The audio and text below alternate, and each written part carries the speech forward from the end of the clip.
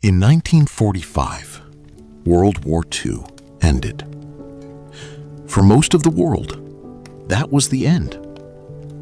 For one man, it was not.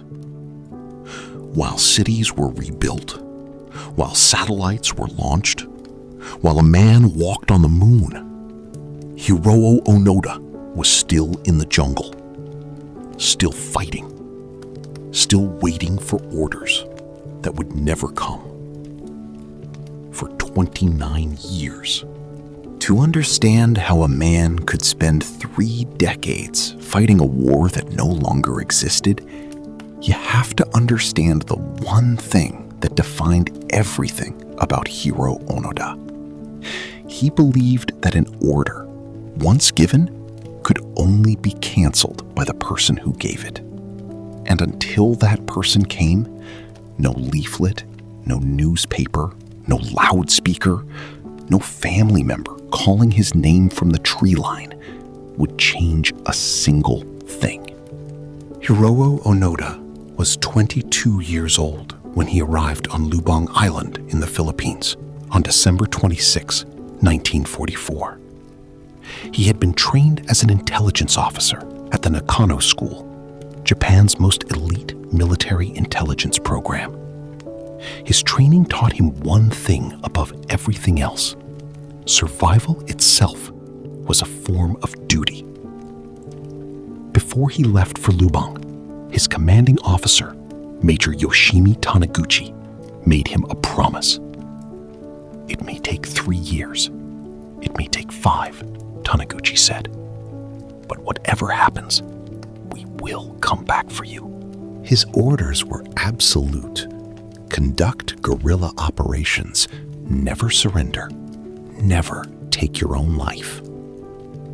Onoda accepted those orders completely.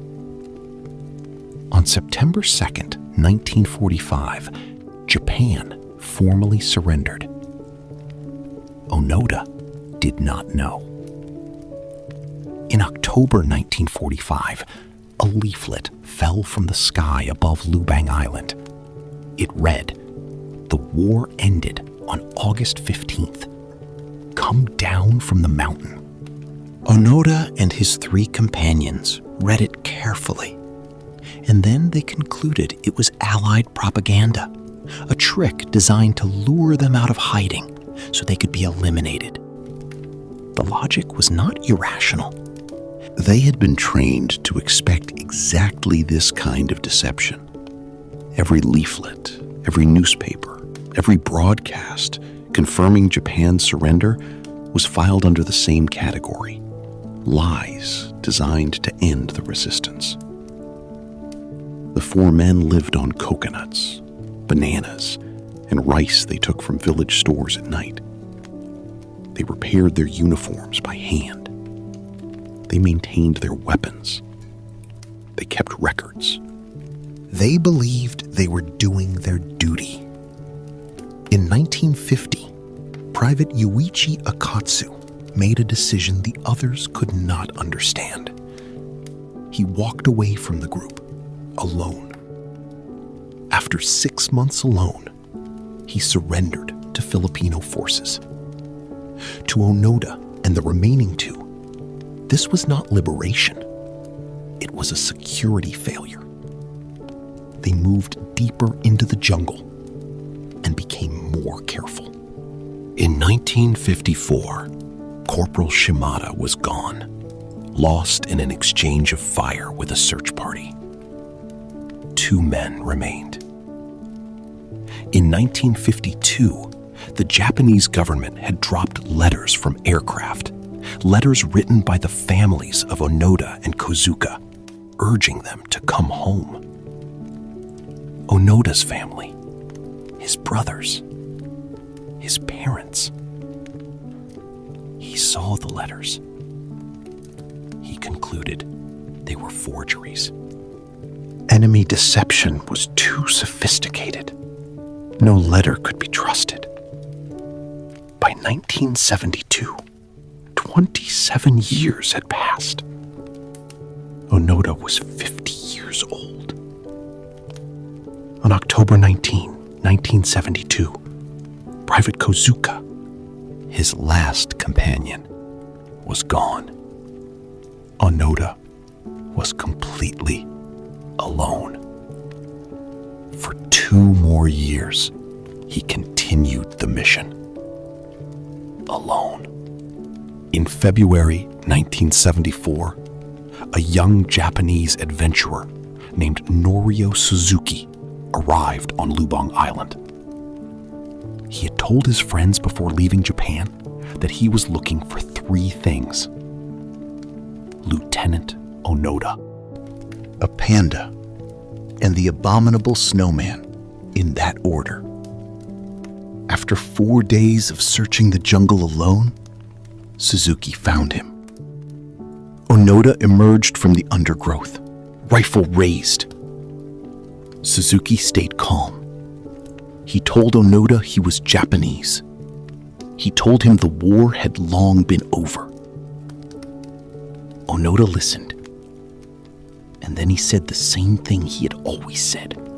He would not surrender until he received formal orders from his commanding officer. Suzuki returned to Japan. He had photographs of himself with Onoda as proof.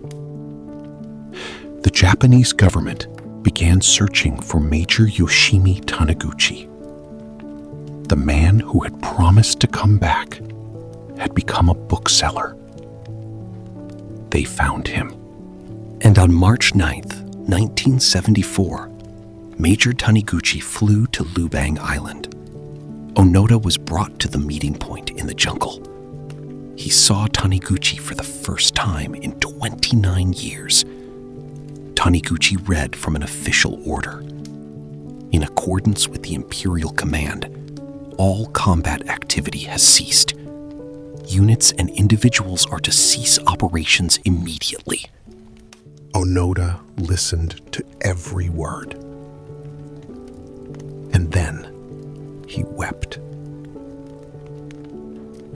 On March 10, 1974, Hiroo Onoda emerged from the jungle. He was wearing the same uniform he had arrived in. He was carrying a functioning rifle, still in working condition after 3 decades in a tropical jungle. He had 500 rounds of ammunition, several hand grenades, and a dagger his mother had given him in 1944. She had given it to him to use on himself if he was ever captured. He never needed it. The surrender ceremony was held the following day. Onoda presented his sword to Philippine President Ferdinand Marcos. Marcos granted him a full pardon for any actions committed during his time in the jungle. Onoda returned to Japan to find a country he no longer recognized. He had left as a 22-year-old in a nation at war. He returned at 52 into a nation at peace with everything he had fought against. He was greeted by a crowd of 8,000 people. He was declared a national hero.